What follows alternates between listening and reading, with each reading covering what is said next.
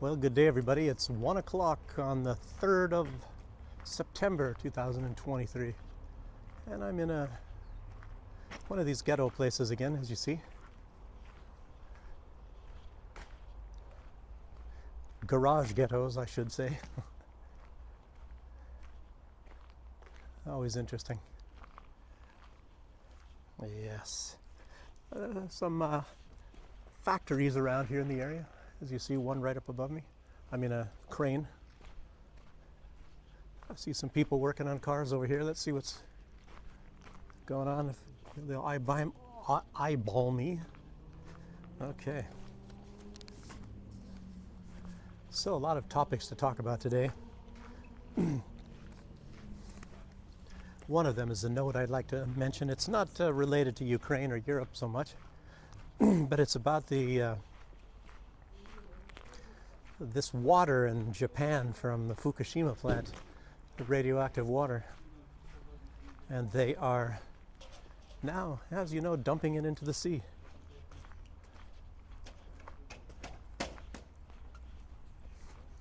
Здравствуйте.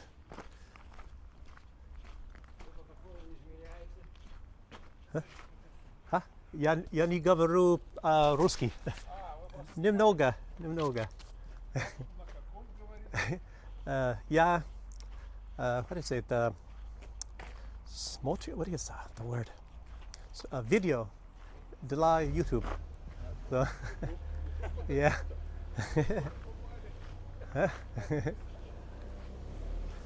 Yeah, where was I? Okay, really nice looking old wreck here. Let me go show you that. Matter of fact, I've seen one of these, but I think I have it in a video in good shape on the road.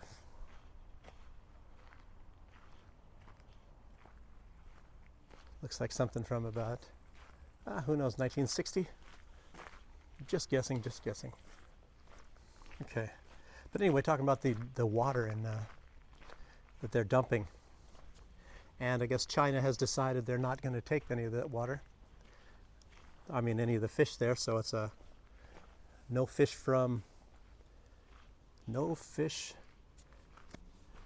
Japan.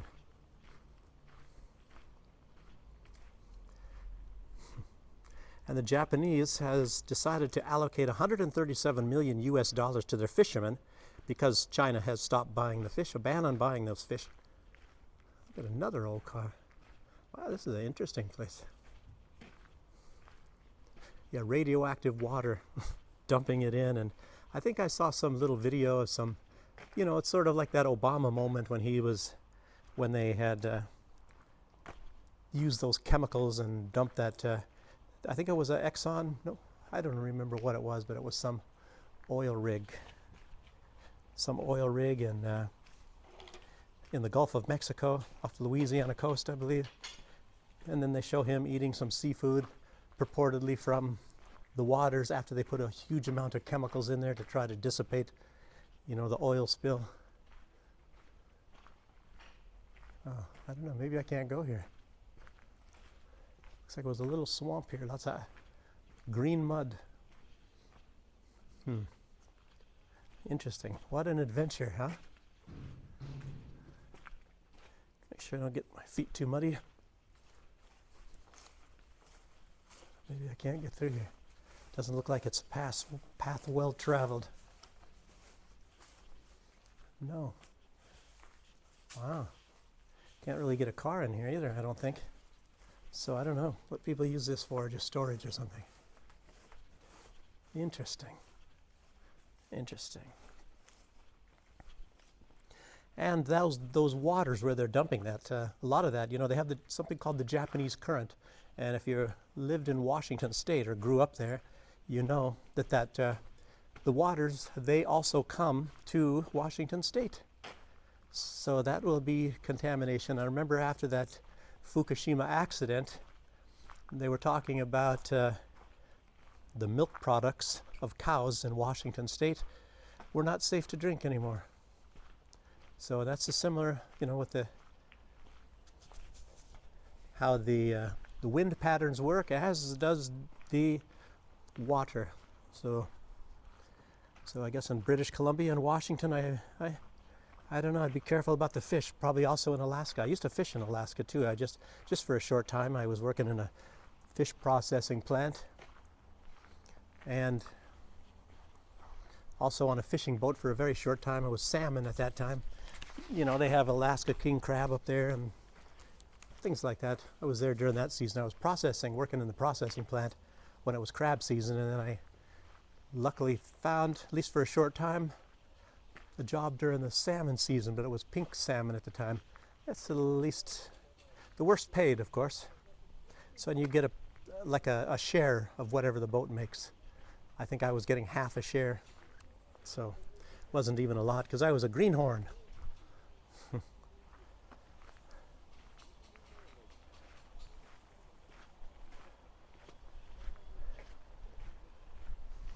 Yes, a greenhorn.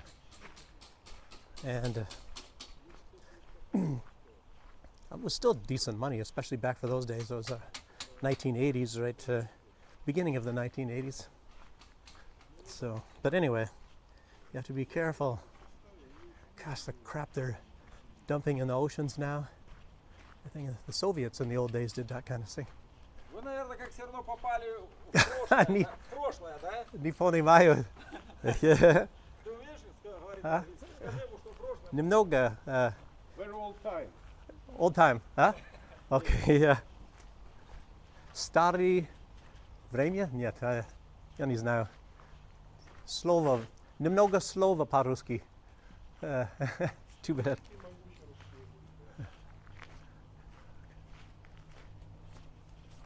Yeah, it's an interesting area, huh?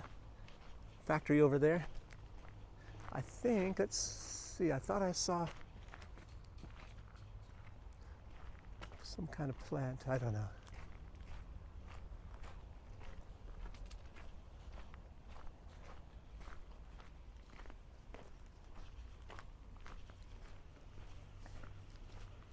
And also, I noticed that Alex Cristoforo beat me on this one, but he was talking about Kolomoisky, you know, and I saw also on Telegram they're pestering him again. You know, he was the sponsor that made Zelensky who he is, what he is, and all that. And then I don't know. So he supposedly moved to Switzerland for a while, and I guess now he's back in Ukraine, and he's getting pestered very badly. And he used to have a fortune. He was up right around, well, they call him an oligarch, and one of the big oligarchs of Ukraine. And he had, like, I guess his value was maybe about 2 billion. And now he doesn't have so much money anymore. He has a couple hundred million, I think, is about it. So, and Zelensky, like a year ago, he had the money that Kolomoisky had. He was rated at about, 2.5 billion, which was about, I think, around the same as Donald Trump. I don't know, Donald Trump lost about 1 billion in connection to the presidencies because he's not relying as much on donors as most all the other ones. And it makes you really wonder also how much Biden is worth now, Joe Biden. But yeah, Zelensky, I think some people have him up right around 4 billion now. His value is about 4 billion. So he is actually one of the big oligarchs, not just the president, but one of the big oligarchs of Ukraine. He is, it's very possible that Zelensky is now the richest man in Ukraine. Very possible. Because he owns mostly the entire media,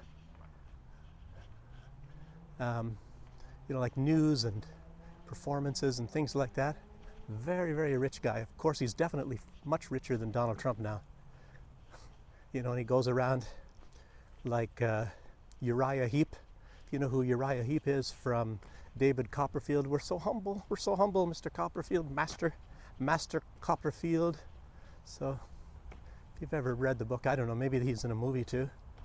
I think it was a band, Uriah Heep. I think it's, what do they have? The Wizard. He was the wizard of 1,000 kings. So, I wonder if that has anything to do with, You can equate it to what's going on in in Ukraine with oligarchs. So that's enough of that. Kolomoisky, I guess. Anyway, they have some video footage of the SBU coming up and pestering him. It looks like in some kind of a regular house. It doesn't look like any kind of a palace befitting somebody who's a billionaire. So I don't know, maybe he's visiting in Ukraine. I thought he might have cashed in a lot of his assets, but you never know. They're going to still keep hounding him. Anybody who has a lot of money is going to be found corrupt until they don't have any money anymore. Trying to get more from him. You know, Kolomoisky, and Alex Christoforou mentioned this, he's the guy, he's Jewish, like all of the rich people in Ukraine, and the rich and the powerful in Ukraine are Jewish, which is very strange because they say over half of the Jewish population has now left Ukraine. But then again, you can say that maybe nearly that much of the population total has left Ukraine. So I don't know, but these big ones, like even Kolomoisky he's Jewish, and he funded the Azovs, the ones that hate Jews. Very strange. Like I have been saying in a lot of videos, very, very difficult to figure that one out. And I think Roseanne Barr said something like, just because you're skin folk doesn't mean you're kinfolk. I guess that's what she said, which is very interesting. And the Jews themselves have like an expression called the self-hating Jews. So I don't know. I don't have anything really against Jews. Now there's sometimes these Zionist Jews, you know. I don't know. I have a kind of a problem with anybody who thinks that they have certain rights over all other peoples, you know, like since you belong to one ethnic group, you have more rights than the other ethnic groups, or that you're more superior, that you are God's chosen, or the master race, or the exceptional people. Those are three things, you know. Obama said the exceptional people. A lot of the Jews say the master, no, that was the nasties say the master race. You know, that's come back. They just don't use that phrase, but a lot of them say, as a matter of fact, you know, I almost shouldn't be going here because you probably, I'll go like this. You can't see me too well because of the backlighting. Here I'm already halfway down this walking path. I'm still in Minsk, by the way, but these are still factories. It looks like. What are they making here? What do I see? I can't look. Is that? I can't exactly tell for sure what that is. Looks like sheetrock. I don't know what they call it, gypsokarton here in Russia. Some pallets of it there. But I'm not going to swear on it because over there's some lumber as well. It's not that they're making it there. Maybe it's supposed to be used for something. Peek over the fence a little bit further down here. See if I see any other things. Maybe it's multiple use factory sort of deal. Obviously they're not milling any kind of wood there. I don't know. Looks like definitely they are doing wood. In that one garage over here, they're doing something with wood. Huh. It's not big enough to be making 2x4s and things like that, though. So,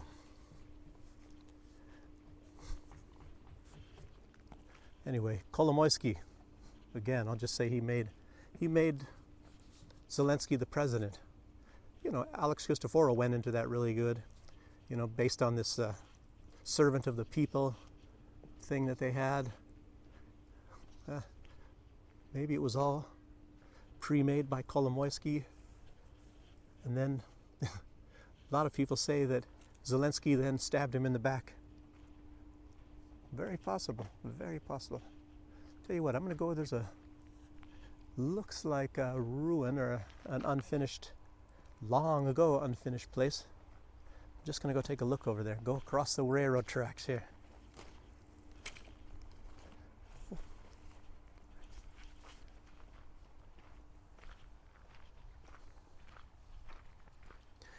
Russian engineers, they took apart some of these Bradleys. They went and they did a heavy study on Bradleys, on these US Bradley fighting vehicles. And I don't know if the word is that they were disappointed or whatever. They can't learn anything from them. They said they're inferior to the Russian BMP-3 in all ways. They're just, I think they were just kind of laughing at Bradleys that said they're very inferior vehicles. This is just some dumping ground, it looks like here.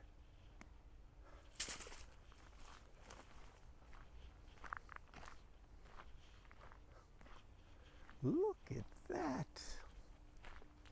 Got trees growing right in your home.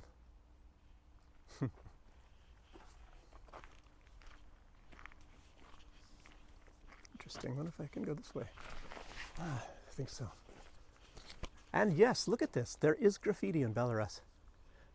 Makes you really wonder who would put graffiti out here. Nobody can see it.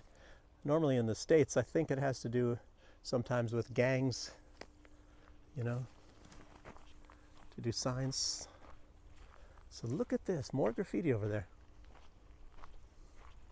I was always wondering, I never really saw so much graffiti here, but someplace like this. I've kind of been around this area before. I'm not exactly sure where. I mean, where I was walking. I'm not sure if it was that path. Yeah, I think it was on that path over here, but I wasn't paying attention. Apple tree over there. Okay. Yes, it was the Russian, the Kurgan machinery plant, Kurgan Zavod. I believe it was what it was called in Russian. Yeah, they said it was inferior in everything, everything. It's just nothing. So it's been quite apparent that a lot of these vehicles, these NATO vehicles, are just a lot of bells and whistles. So they're very bad quality, apparently. Looks like the Russian things, even if you go back even to the Soviet things are of better quality than some of the new NATO things coming out. Really something, huh? Wow, looks like, I wonder if it's a house there. Somebody lives on this other side. Let's see if I can go over here to show you. Apparently it's a house. I don't think it's a business, some old house there. You saw it better than I can. I can hold the camera above. And somebody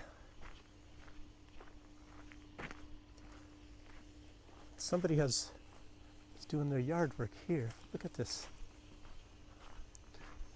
Kind of weird living by a factory. I'll have to look at this later because I can't see over the top of this. I can lift this up.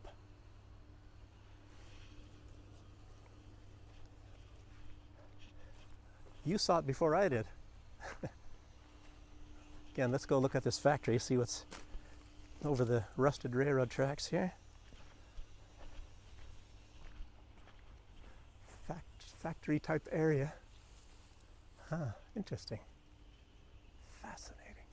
Well, something goes on there. You got trucks, forklifts, some guy working on his truck with a, looks like he's got a refrigeration on his truck. He's doing something in the cab, I guess, right now. Tar paper or something over here. I can't tell. Let me get a little closer. Like I said, I shouldn't have you looking at me with backlighting. No, it's not tar paper. It's some kind of, oh, it's something for, I don't know, some sort of machinery. Can't really tell what it's for. Okay.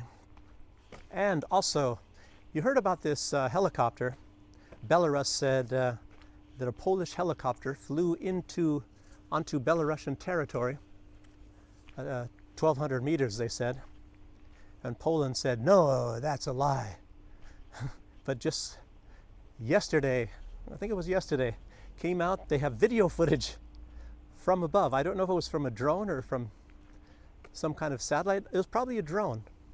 But they show this helicopter flying over the Belarusian border, and it looks to me like it went in more than 1,200 because it was going pretty fast. And maybe on video it only showed 1,200 meters on the video, but I believe it must have went further because it was going pretty fast. And to turn around, I don't know. That looked pretty far. That looked pretty far. I wonder if I can go walk over there. I'm sure I can, but I don't know if there's anything interesting. Fascinating area. Wow, this is really something. But anyway, it's undeniable.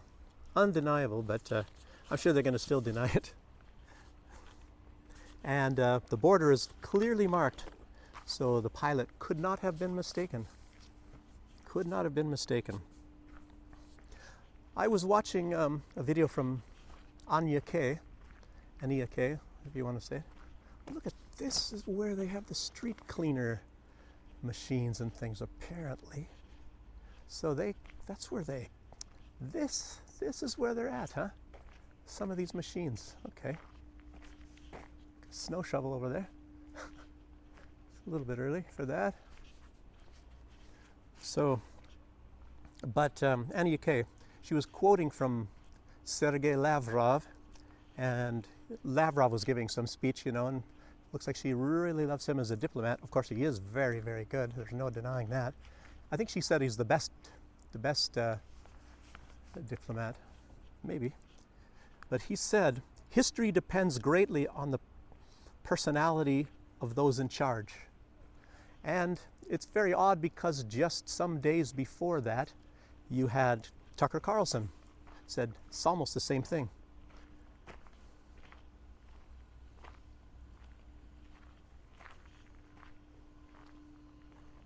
Some place called Doberman, I guess.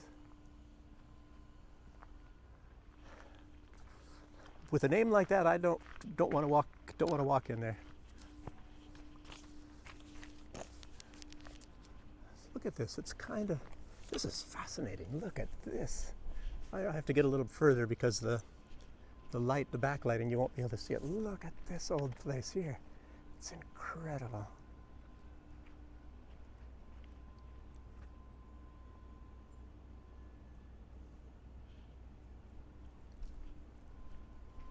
Wow.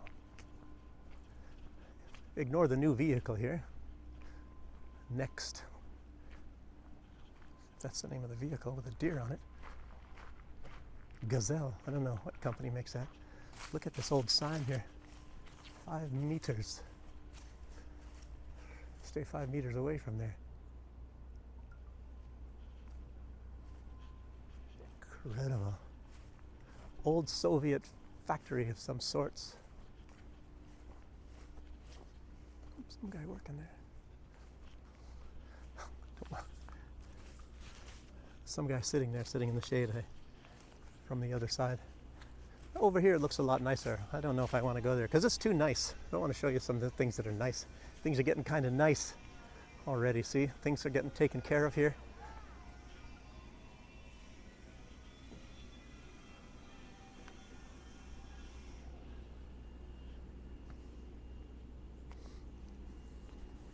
Well, I'm here. Let me walk over in this way a little bit here. Got things to talk about too.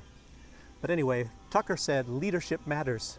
I think he said it like 3 times, and it really does. You know, I've always said that. And after that, what Lavrov said, you know, you can see what happens to your country when you have leaders that are deficient, like in some ways. I guess you could say a lot of these leaders, the Western leaders, most of them are very, very, very sad cases. I mean, it's sad. You look at Joe Biden, for example, Olaf Scholz, even Macron. I mean, it seems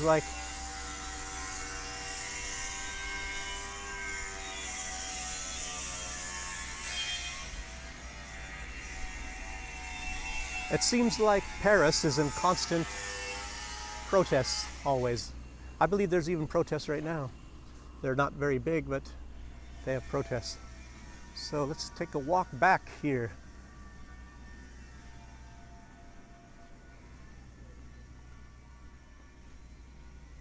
Well, it's Sunday, you know, but there's still some people, like I say, hanging around here. I don't know what this is like on a weekday. It'd be kind of interesting too. And talking about Schultz, for example, apparently what just came out is they had a poll on these approval ratings of in Germany, and Olaf Schultz party with under Olaf Schultz got 18%. Wow. Everybody talks about how bad it is when a leader gets like in the 30s, and he's at 18%. As a matter of fact, I'm even surprised that he's at 18%, because I always say, he's compromised. I believe he's compromised, even if nobody's ever really said that. But there's some evidence in his past, I guess, that he was compromised. And not only that,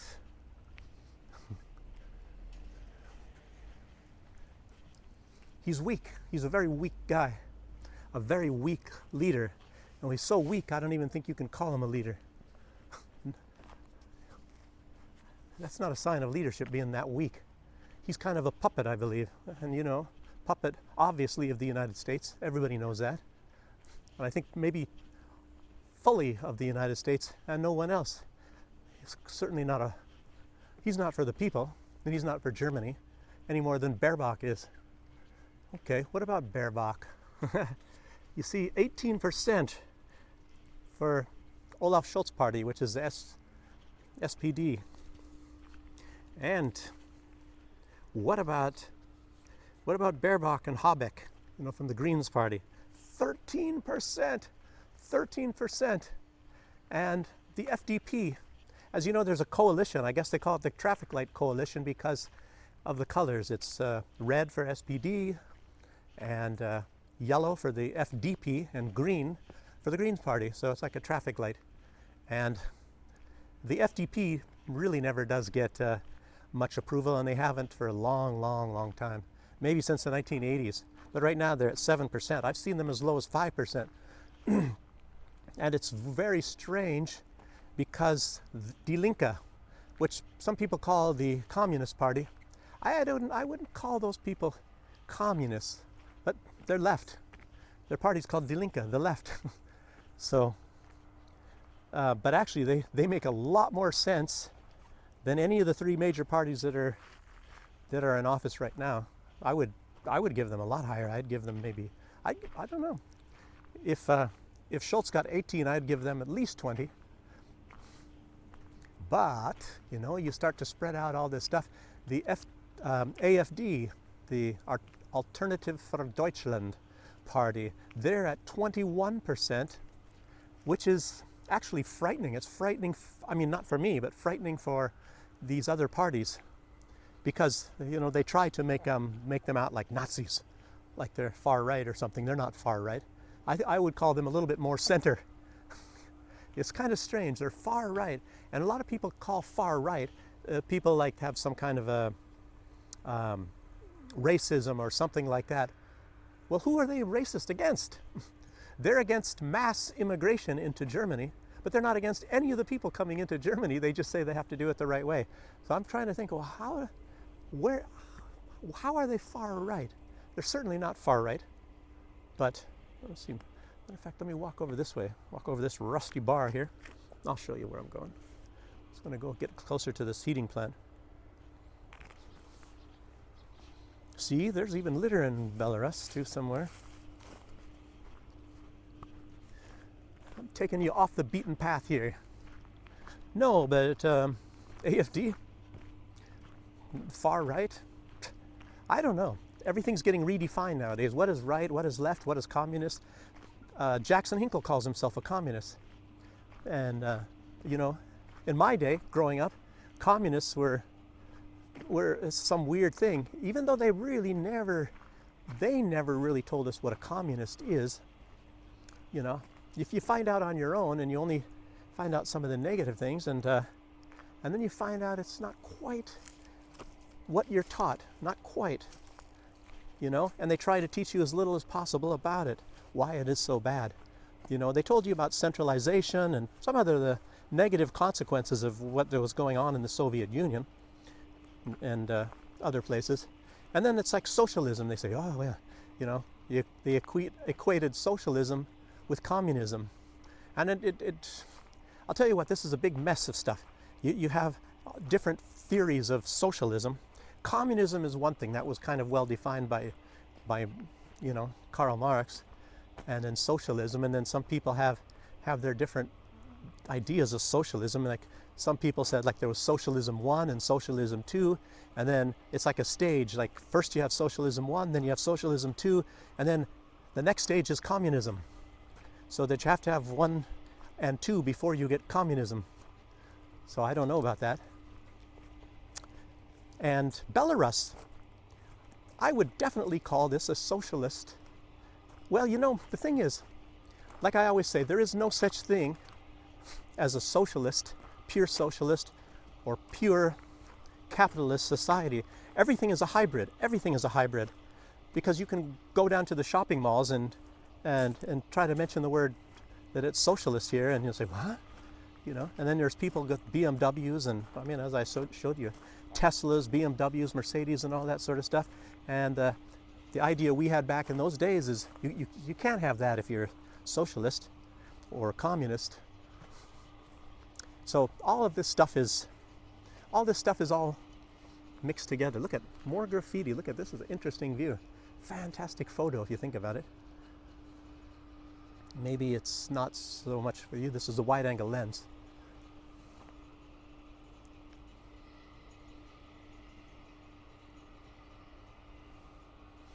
I don't know, I find this fascinating. Maybe the rest of you don't. Look at this old chimney. What this is, I believe, you see these, there's nothing coming out of these chimneys. You hear something working back there in the background, but Belarus has what you call central heating. And what happens is hot water is heated in these areas here, and then it's piped, obviously, through these pipes. So the heating goes through these things, and often it's underground. And you can see in a lot of places, you know, where the first place is, that the snow melts. If you see a nice trail, and that's, you know, where the heating pipes are running. And so you have hot water pumped into the apartment buildings and things from one centralized location. So that's just so you know that. And that's all I have to say about that. But I was talking about leadership matters, and you have some very, very bad excuses for leaders in a lot of these. And then they talk about democracy, and most of these, look at van der Leyen, you know, and Borrell. They're in charge of the European Union, which is quasi in charge of Europe, but nobody elected them. Nobody voted for them. And yeah, I'll talk a little bit more about democracy when I get to Ukraine here.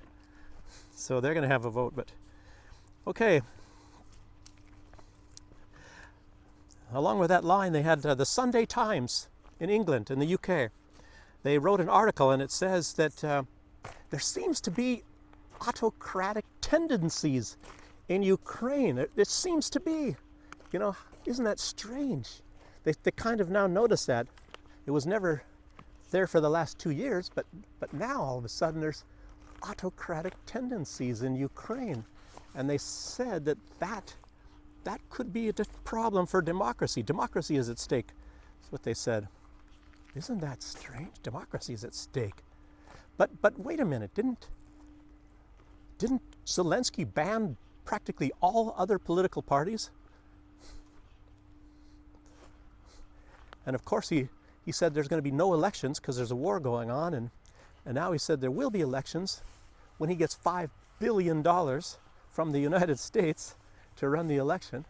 $5 billion, I think he said. Because it's a war and you need a lot more money than normal.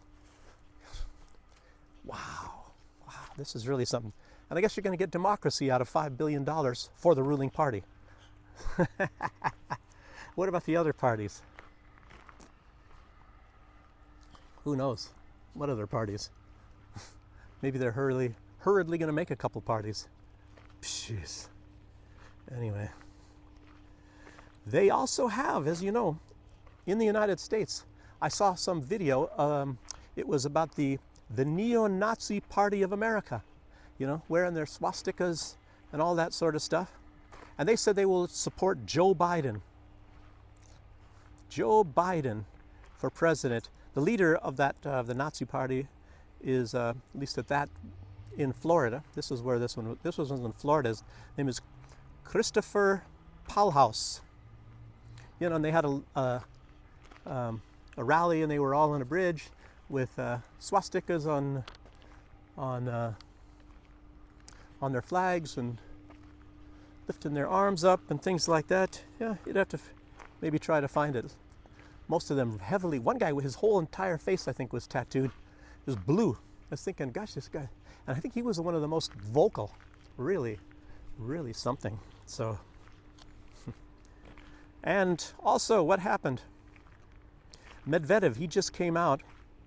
It was yesterday, I believe, in Telegram, his Telegram channel, and he said that it's very illusionary if they think that Russia is ever going to reconcile with the West. And I tell you, I can't disagree with him. You know, every time anything comes about, they shaft Russia, just with everything. They go back on all agreements. You know, and then some of the agreements that they were supposed to be following, you find out they didn't follow them. What was it? One of these missile treaty things. They think the U.S. pulled out of it, and I think within a month or so they came out with some type of missile that was banned. That was banned throughout that entire time. So in other words, they developed it all in 1 month. You know, they were banned from developing it. And you see how fast Russia can develop things. So, but of course they don't do it in 1 month. But it's over here. You know, some garbage. Somebody dumped something. So you still have this stuff in Belarus too. I'm just showing you this. Some people in Belarus don't like that. Look at nice bottle too, but it's still garbage. It's still littering. What is this black stuff? I don't know. Is that asphalt? Looks like it is. It's asphalt. I was hoping it's not something much worse.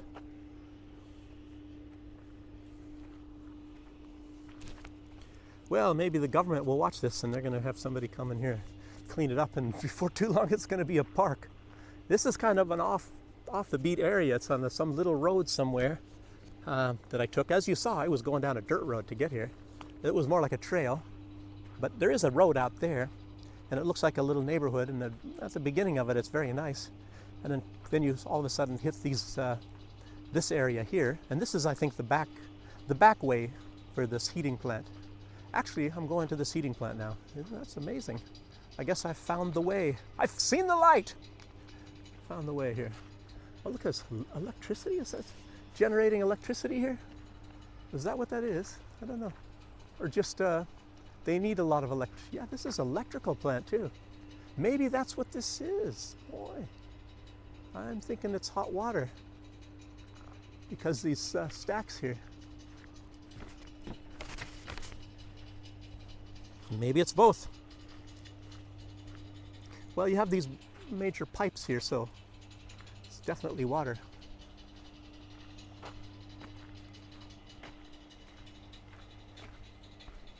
Hot water. Okay. Also, what he said, Medvedev, he said that these Western countries it's a pro-Nazi coalition. You know what the bad thing about Medvedev is that you can't deny anything he says. You can't deny it. It's absolutely true. He didn't say it's a Nazi coalition. He said it's a pro-Nazi coalition, and you can't deny that. You cannot deny that. And even if they say, "Oh gosh, we're against the Nazis" and stuff like that, well then, how come you don't show that? How come you show that you're in support of Nazis? Like I said, I don't even know about Kolomoisky, you know. And there's some people in Israel too. I know. I think I was one of the former heads of the what's that? The Mossad. I think they said Zelensky's not a Jew or something. I don't know. Some kind of a thing that they really don't like him at all, but that's some, maybe most of them. Maybe that's why, you know, their support of him is very tepid, if that's the right word. Maybe that's a Russian word. I think tepla is warm. Look at this tall smokestacker.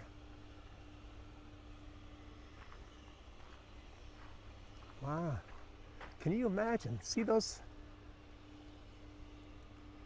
gratings up there? People actually get up there and they walk around there. Oh Lordy.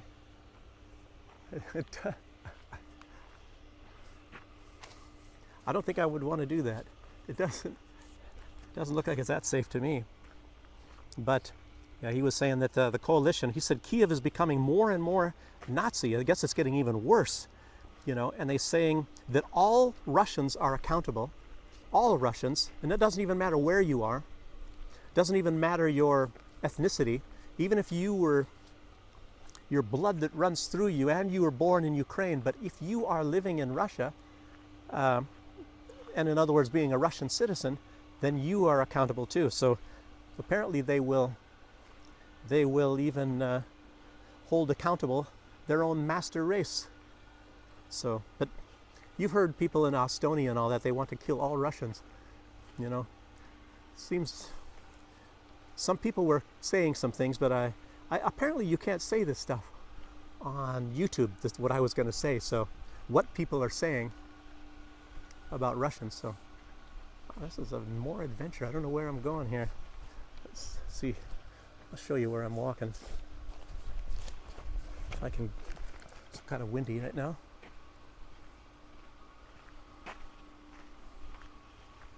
Look, a penthouse garden up there.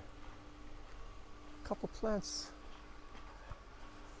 growing up there. Maybe this is an extension of some of the garage ghettos. I'm not positive. I'm not quite sure where I'm at. In fact, I got to hold this over here. Let me read some of these notes again here. Keep you going. Yeah, he said even Japan, Australia, New Zealand are also Nazi accomplices. And another thing, what I found interesting, because I've said this myself. I can't even see this.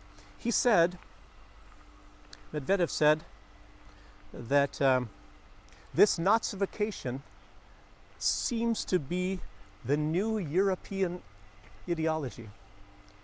So, as we all know, that's the ideology in Ukraine, and that's been reinforced for decades since after the fall of Nazi Germany. It never was eradicated, and it was just very small at that time after World War II, and then it was very kept alive, just to, especially in that one part, in the western part of Ukraine. And then the United States, of course, I don't even know when they started getting involved, but I mean more heavily involved, with the CIA, and started to really make this flourish, because it was before 2014, before this Maidan stuff. By that time it was already really going with Victoria Nuland, of course, nurtured that big time, creating these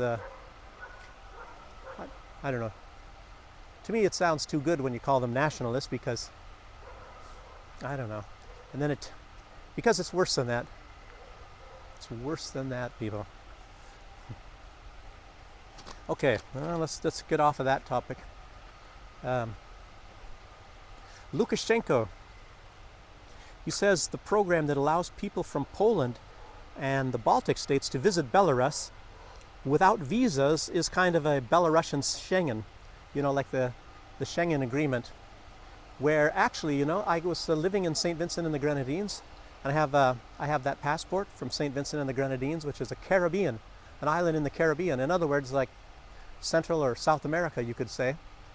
And that was part of the Schengen, so I could go visa-free. And I don't know if that's possible now, I could go visa-free to Europe. So just travel. As a matter of fact, I actually like that passport better than the American one, to be honest with you. A lot of people, even from that country, they went to the United States, you know, the women, and gave birth so that their children can have U.S. citizenship. So that only gives you the right to pay taxes no matter where you're living on Earth. That's the only big advantage, which is not an advantage, it's a disadvantage. So you get to pay taxes, or you have to register, or you have to file tax returns no matter where you're at on planet Earth. And my passport, U.S. passport, has run out a long time ago. So, and I'm not going to fill out any tax return stuff. I never made that much anyway. I think it was like, they say 60,000, but you know how that works. One time it's 60,000, then they start slowly going down, and then it's going to be 20,000. Then you got to file for taxes. So that's how that works. You all know that. So anyway, he said that it's like a Schengen, a Belarusian Schengen. However, he said it's not reciprocated. So it's unilateral. The citizens from Poland and the Baltic states can come into Belarus visa-free, but it's not the other way around. Belarusian citizens are not allowed to go into their countries. And he says on purpose, and this is true too, and I know this, they create huge lines, very big lines, so that you have to wait a long time. And it's just like say, when you used to be able to ship containers from anywhere in the world, and they would land at the port of Klaipėda, Lithuania, and then they would send that, like to Belarus. But now they've closed that off. You can't, the only way you can send a container, I think, is through St. Petersburg, which is a huge, huge distance, much, much longer distance away. I don't know if you can even send it to Murmansk, but Belarus has now made some agreement with Russia, and I believe they're building their own port in Murmansk, which is very far north Russia. That's up in the, I think, the Arctic Circle area. So that's going to be interesting, and I believe it's going to be Murmansk. I'm not quite positive. There was no consideration for St. Petersburg because it's too expensive and too much in demand. So Murmansk was less in demand, and maybe they can get a good deal for Belarus. But of course, it's a lot farther distance away. And I'm wondering if they're going to make it possible to get things by train instead of having to pay for trucks to go that long distance. Okay. He said that the fact that the Belarusians can't go, he says he calls that, he said possibly the European democratic values, you know. You gotta hand it to some of these guys, you know. It's like Medvedev and Lukashenko, you know, they talk about democracy and all this sort of stuff, but they're the least democratic people, you know, in the world. Like Ukraine is a big democracy. So, and there's something else. Now this is the big shocker. This is the big shocker here. The World Health Organization, and I believe they came out with this some months ago, but it wasn't getting that serious. But now with this new COVID coming, B something or other, it's just a number right now. And of course there was a COVID supposedly coming out of South Africa that we're all supposed to be shaking in our boots and wetting our pants. And then now there's the one from, I think it was Canada now, this new one. Oh, a butterfly. It's trying to land on my camera. And I think this other one is from Canada. This one that we're all getting worried about. And of course they're going to ramp this up in time for the election. And then there's going to be mail-in ballots again. Because they found out, you know, the Democrats got that pretty down pat on how to win the elections with mail-in ballots. But this other one, this message from the World Health Organization, they want to get rid of all human rights laws and create new ones. And this was reported, and that she's not, I don't think, part of the WHO, but she was just talking about how nasty this is getting. And her name, I think she's been kind of sanctioned before, and because I think she meant well. Her name is Dr. Meryl Nass. And she's from the east coast of the USA somewhere. And anyway, they plan on ignoring existing human rights laws, in other words, or getting rid of them. And if they can't get rid of them, they're going to ignore them. They're under the pretext of the pandemic preparedness and biosecurity. And they're, of course, because they need the power, they're going to have the United States in charge of this. And I wonder if that's, you know, one of the biggest donors to the World Health Organization is Bill Gates. So, you know, he's from the United States. Matter of fact, from my hometown, by the way. Like I said, my cousin, on a few occasions, used to eat breakfast with him because Bill Gates loves Burger King. He loves beef. That's another thing about climate change. You know, they want to get rid of beef. But Bill Gates is like addicted to beef, and I think he'd eat beef even in the breakfast in the morning. I think my cousin was saying that. So he would have his hamburgers, and they built a Burger King right across from Microsoft, the main building there where he was, you know, in those old days. And my cousin lived right next to they had a condominium. It's from the rich part of the family. Lived right next door to the Burger King. So he lived across the street from Microsoft. You know, and Bill Gates was in there in the mornings and probably having coffee and hamburgers or something. So, but anyway, they want to remove all human rights protections. You know, for the sake of keeping us safe, I guess. And they also said they want to initiate more surveillance. In other words, to make sure that you're staying locked in, and censorship, and to get rid of all freedom of speech. You know, the censorship and all that goes right along with it. And this is supposed to be worldwide. Worldwide. This is not just the United States. This is worldwide. And they're going to find ways to make all states comply with this. This is some really crazy stuff. They're talking about this more and more lately. And then they're going to be supposedly developing vaccines, you know, as new strains come about. And apparently that's what they're planning, you know. And you remember even Dr. Fauci was saying, oh, if you've been infected and, you know, like you recover, that's better than any vaccine. But not anymore. Science is not science anymore. Science, this is new science, I guess. So, but they want to have this organization called CEPI, and this the head doctor, the head scientist, Jeremy Farrar, and they're pushing this thing to where they can, when a new variant comes about, that they will have a vaccine, have it developed in 100 days, and you will have to take this vaccine. They're saying everybody is going to be enforced to take it, and then they will also now enforce, because of that, or how to enforce it, is with digital passports, and you will have digital passports. They say you will have it, you will have to take it. And like I said, all countries will be required to obey. And then, of course, they'll do things like if you don't obey, then you can't travel. That's obvious. So, if you're hearing this right now, you might want to make a big decision, you know, and you might, before these things come about, which is going to be right around the election. I don't know how my crystal ball, that's somehow, without, my crystal ball is sending me messages and saying they're going to be rolling this stuff out right around election time. So you guys better out there, and I'm just, you know, I don't know, I shouldn't say to panic, because I kind of panicked when I came over here, because things were getting quite bad, and Omicron had just started, and they were threatening you can't go to the grocery store if you don't have vaccination, and you can't fly and all that, and it was really, really getting close to that. You all know this stuff, if you can recall. And so I decided, hey, I'm not going to live like this. I can't get vaccinated. I have a problem in my family of blood clots. You know, a lot of my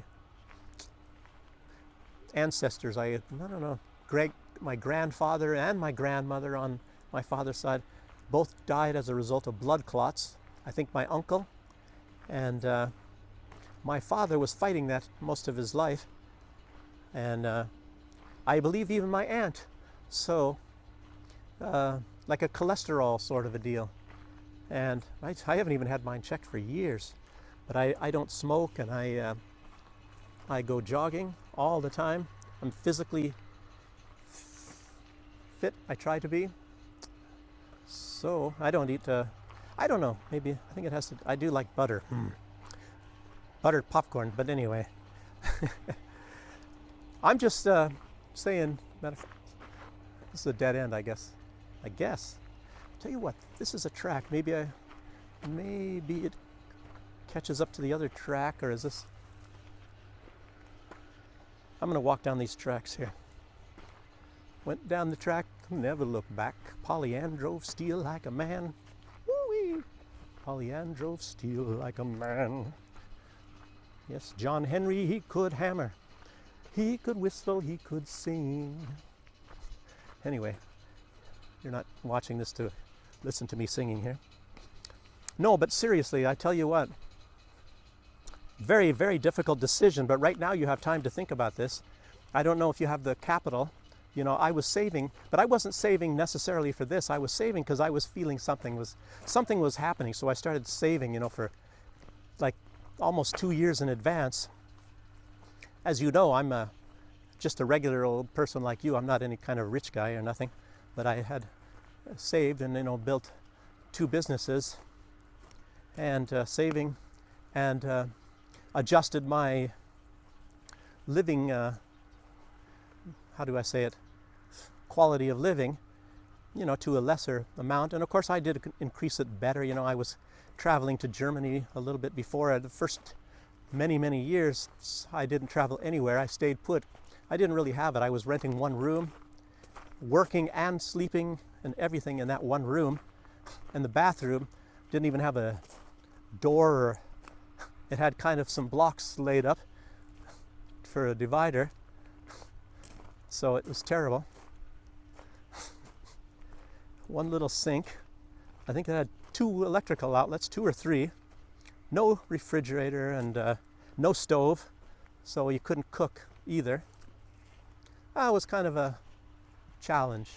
I lived that way for some years and moved to a different place, and you know, was saving even before that time. Got some land. In the meantime, we got the land even when we were still living in that one room. That one room, I don't know if you'd call it even an apartment. So, bad thing is there was no, here, maybe you don't want to hear this stuff. There was no insulation, I guess you would say, between the wall and the embankment that it was built up against. So we had our boxes piled up there, and a lot of things were ruined because moisture had been coming through the wall, I guess, in that area when it had heavy rains, because this was the island is a rainforest island, and so a lot of things were ruined. So I can't show anybody any photos and things of my past time in Germany. A lot of travel photos, and I had, slides. I had lots of slides, you know. Most of them all ruined. All of my growing up in the 1970s and the 80s, all of that was destroyed, so gone. Well, that's how life is, you know. I lost so much. You know, I had a lot of books, don't have the books anymore. It's one thing I don't like. I had some fabulous books, but anyway, I shouldn't be crying here. Anyway, I think that's about all I have to say right now. And I hope you enjoyed it. And I appreciate that you joined me. And I give you another glimpse here of old Soviet factory here in Minsk. In the distance, if you can see the couple broken windows, and wow, I wonder what's inside of there. I wonder what it's like. I've been into some old buildings, you know, where people are actually still working, and it was a lot of the stuff is Soviet still. It was really kind of interesting, you know, like file cabinets and things like that. I think I did show a video. I did have a video. I walked into a bakery at one point in time outside of Baranovichi, and I don't know. Maybe some of you will remember that. But anyway, again, thanks for joining me, and I'll see you on the next one. Till then, bye-bye.